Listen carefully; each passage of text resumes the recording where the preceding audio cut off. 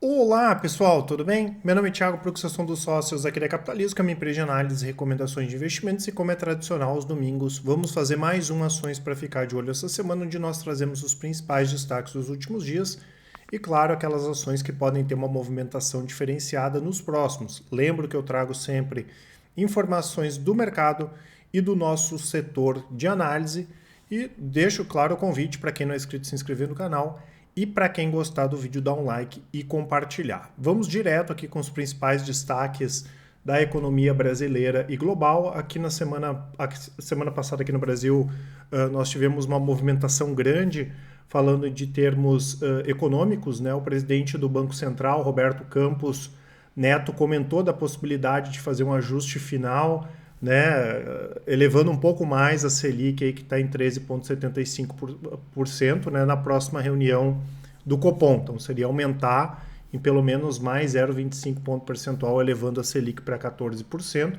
O mercado interpretou isso de uma maneira negativa, já que a gente vai falar um pouquinho sobre a inflação, os indicadores de inflação trazendo deflação, mas a gente entendeu que é normal também, né? Como a gente fala, não vão brigar por causa de 0,25. Seria até natural eles aguardarem um pouquinho, porque a gente sabe que boa parte desse cenário deflacionário veio por essas desonerações e a gente ainda tem um cenário global bastante negativo quando a gente fala de inflação, então é normal, né? Tem que dar esse voto de confiança no sentido aí da gente esperar mais um pouquinho, né? Quem sabe para manter um pouco a taxa de juros estabilizada, que é o que deve acontecer nessa casa aí de 14%, claro, salvo aconteça alguma coisa que ninguém está esperando, tá? Fora isso, a gente imagina que isso vai acontecer cedo ainda para falar em baixa de taxa de juros, mas seria importante pelo menos a manutenção mesmo nesses patamares mais elevados, né? Nós tivemos, como eu falei, a divulgação do IPCA, que caiu 0,36% em agosto na comparação com julho. A gente esperava uma deflação um pouquinho maior, entre 0,5% e 0,8%. Ainda assim foi positivo, dessa forma a inflação desacelerou para 8,73% no acumulado de 12 meses e no ano o IPCA caiu para 4,9%. Né? Então a inflação deve continuar comportada pelo menos no curto prazo, que é positivo. E caso nós tenhamos deflação em setembro, a gente vai ter o cenário da maior deflação, né, 3 meses seguidos desde o início aí do plano real, tá? Tinha acontecido já uma vez, agora, né, 2 vezes e uma vez em 2098, se não me falha a memória, tá? Então, pode acontecer isso e a gente espera, né, que a inflação, se não vier com deflação, deve ficar próximo a zero, pelo menos com os indicadores que a gente tem agora, o IPCA aí de setembro, tá? Tivemos também um bom número do setor automobilístico, a Anfávia divulgou que foram fabricados mais de 238 mil veículos em agosto, bateu o recorde do ano, né, e ficou mais de 40% acima do ano passado. E o que acontece, né, pessoal? Se a gente pegar dois setores importantes para a indústria automobilística e o setor de construção, eles vêm surpreendendo positivamente. Então a gente pode, inclusive, ver algumas revisões aí para o PIB de 2022 para cima, né? O Brasil deve ser um dos países que mais vai se destacar em termos de crescimento esse ano. Nos Estados Unidos, né, tivemos uma semana mais tranquila em termos de agenda econômica. Só o Jerome Powell, né, que é o presidente lá do Fed, ele ainda acredita que existe essa possibilidade de controlar a inflação sem ter que prejudicar muito a economia, tá? A gente já comentou algumas vezes que é muito cedo ainda para cravar algum cenário nos Estados Unidos, porque da mesma forma que a gente vê uma série de indicadores mostrando que a inflação está baixa, né, que os preços estão baixando em alguns segmentos, e em outros isso não está acontecendo, diferentemente da situação aqui no Brasil no curto prazo. Falando em inflação americana, essa semana bastante importante, teremos dados de inflação ao consumidor e também ao produtor. E aqui no Brasil a gente vai ter a divulgação do IBCBR, né, que é uma espécie de prévia do PIB. Teremos também vendas do comércio varejista e receita no setor de serviços, né, que vão ser divulgados aí durante a semana. Né? Com isso, nós tivemos o Ibovespa subindo 1,30, no ano sobe 7%, SP subindo quase, isso aqui seria o IVVB, né, o SP em reais 3%, no ano cai 21%, o dólar, que é o 0,45, no ano cai 13%, o IFIX subiu 0,15%, no ano já está subindo 6%, e o Bitcoin voltou a subir 5%, na última semana, com uma queda de 59% em 2022. Em termos gráficos, né, pessoal, trazendo a avaliação aqui dos nossos analistas de médio prazo, né? Nós temos o gráfico semanal aqui do Ibovespa, mostrando ainda uma tendência de médio prazo baixista e no curto prazo o mercado sem tendência, né? A gente vai ver isso também tanto no IVVB quanto no dólar, e o Ibovespa ele pode, né, ir para qualquer um dos dois lados aqui nesse momento, mas a gente espera, né, que pelo menos ele busque essa parte de cima aqui do canal baixista e rompendo aqui a gente volta a falar em alta no médio prazo. O dólar é a mesma coisa, né, só que o dólar está sem tendência, né, tanto no médio prazo quanto no curto prazo. Se a gente olhar aqui, ele pode também para caminhar qualquer uma das duas direções, porque não tem tendência nesse momento.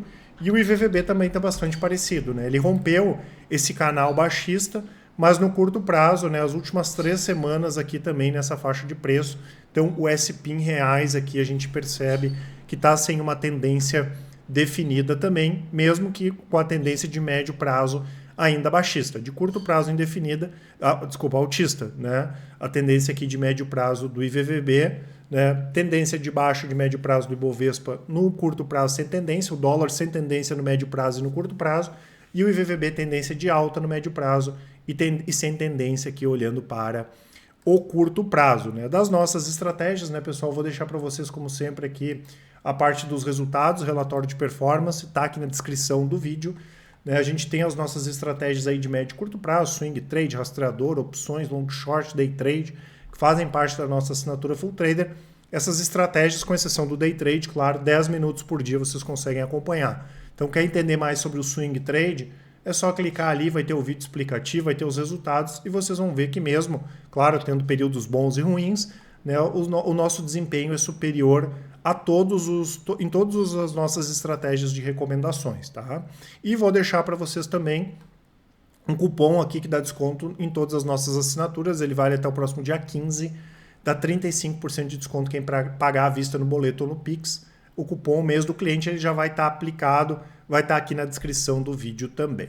Então, na última semana, né, pessoal, trazendo alguns destaques aqui de alta e de baixa, tivemos Marfrig, Minerva, JBS deu uma caída também, que são essas empresas do setor de proteína, né? Saiu um relatório do Departamento Americano de Agricultura projetando uma demanda mundial menor por carne bovina, que deve cair 19% em 2023, e por carne suína 8%.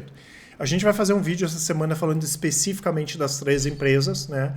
É normal essa queda de demanda, até porque tem a questão da peste suína africana, a própria China já conseguiu reorganizar boa parte do rebanho que se perdeu com isso. A gente já comentou algumas vezes sobre isso também, e a gente vai falar de maneira mais específica sobre as 3 empresas e sobre esse momento. Né? Claro que o mercado acaba exagerando também, tanto que o Marfrig caiu 10% aí na última semana, né? Mas para a gente entender os riscos, né? e o que tem de interessante aqui no setor. Tá? Espaço Laser caiu quase 5%, né? A empresa tinha anunciado mais uma emissão de ações. Petrobras aqui caiu em torno de 4,8%, várias ações aí do setor petroleiro caíram, né? No curto prazo a gente teve uma baixa no petróleo, para o longo prazo a gente continua com uma estimativa positiva, mas é importante a gente sempre lembrar, né?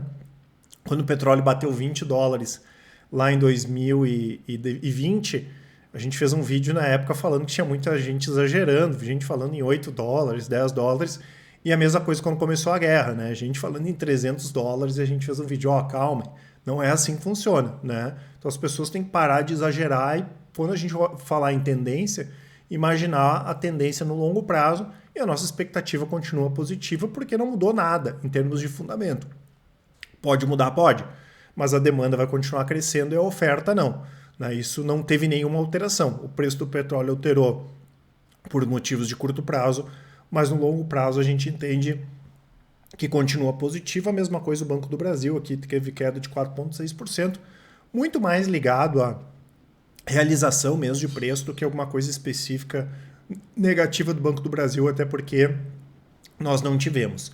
Destaques de alta aqui, Mercado Livre subiu bem aí 12,5%, a Vale subiu 10,5%, nós tivemos alta também nas outras empresas, a CCN acho que subiu 8%, 9%. Na última sexta-feira nós tivemos alta do minério e além disso a possibilidade que a China anuncie mais estímulos aí para o setor de construção civil.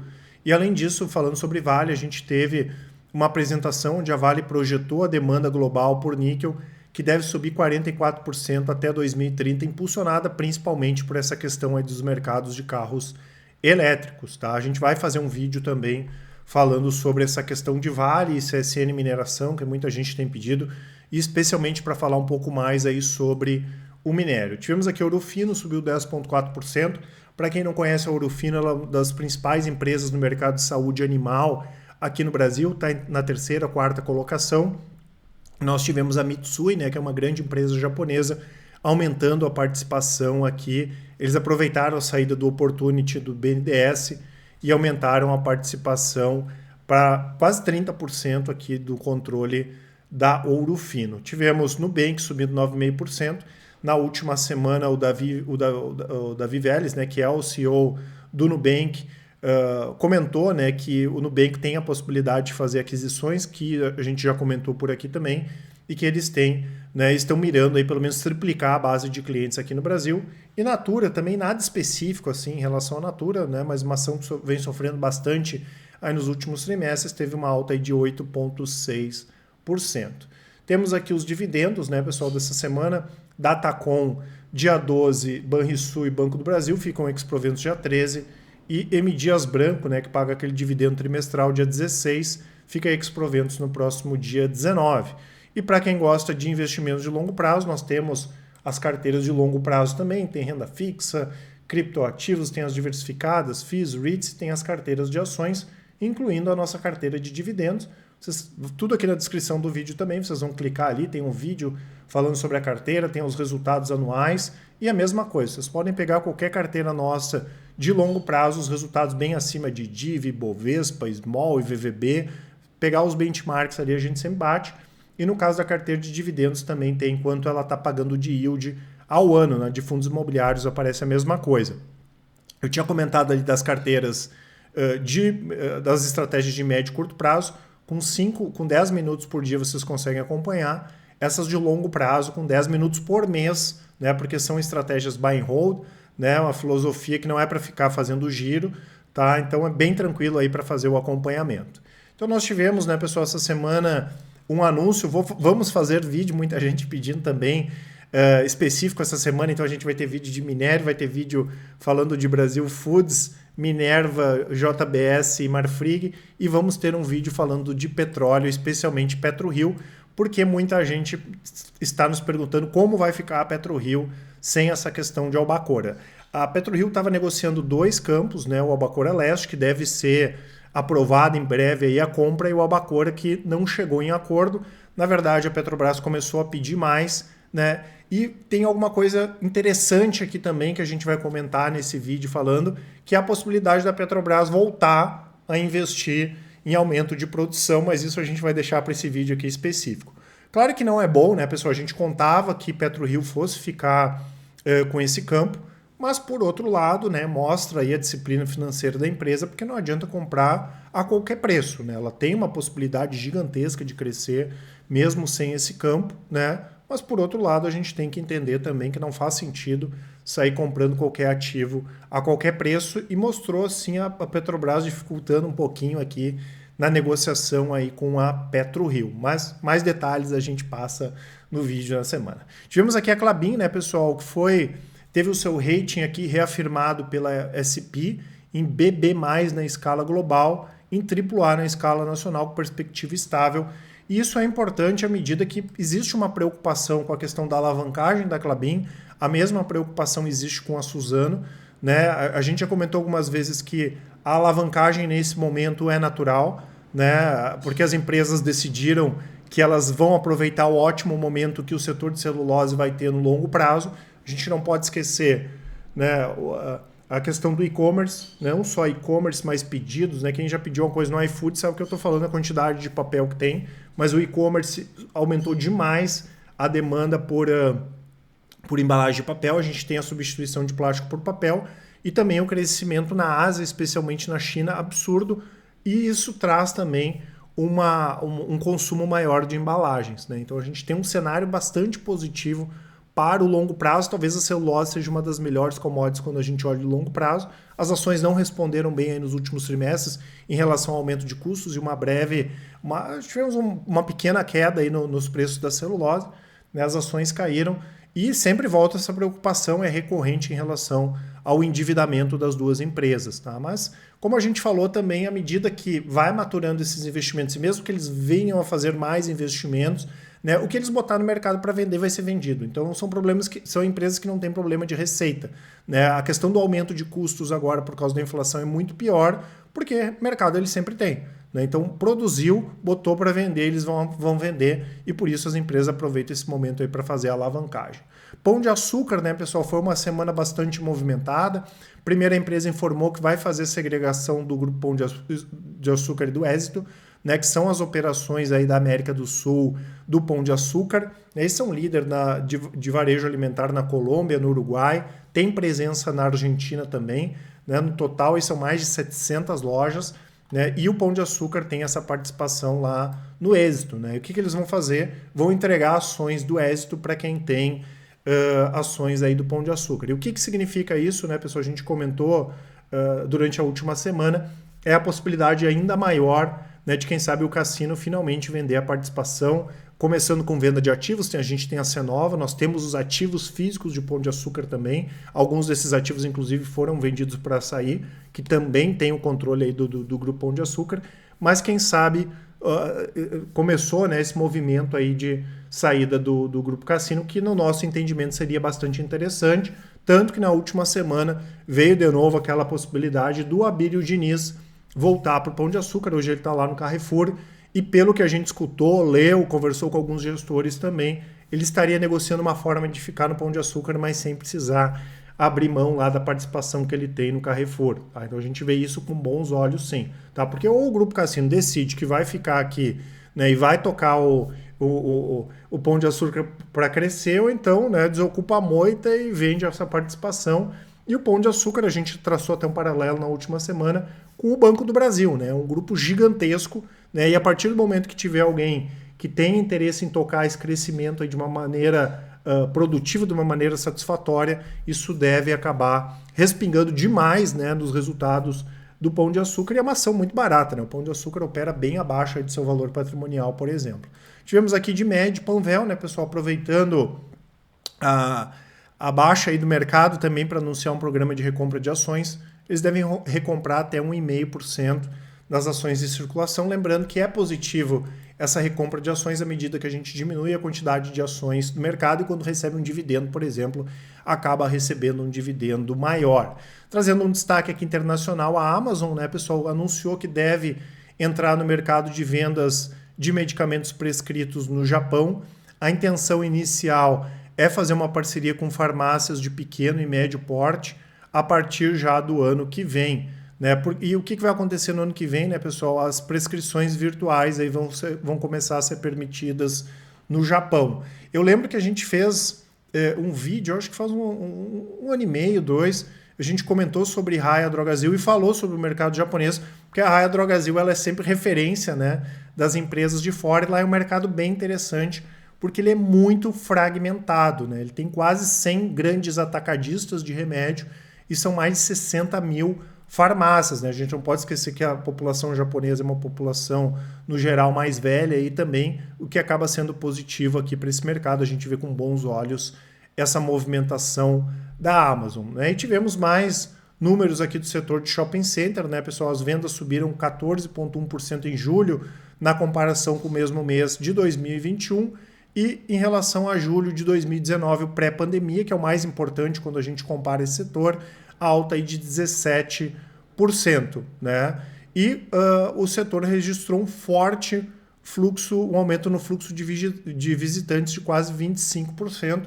O setor continua em franca recuperação e continua barato, né? Tanto que a gente viu essa semana, né, o Iguatemi comprou a participação remanescente que lá do shopping JK Iguatemi por quase 700 milhões de reais. Então, tá barato o setor, né? Tanto o fundo imobiliário quanto ações continuam baratos, mesmo o setor já tendo recuperado aí em termos de venda e o fluxo de visitantes, como a gente viu aí, vem crescendo bastante também. Tá certo, pessoal? Não esqueçam de aproveitar aqui a nossa promoção. Como eu falei, qualquer dúvida que vocês tiverem, e-mail e o WhatsApp da Capitalizo aqui na descrição. Nos chamem, né? Mande um áudio, uma mensagem que com certeza o pessoal do atendimento vai auxiliar a todos com a maior satisfação. Um grande abraço, uma ótima semana e ótimos investimentos. Até mais!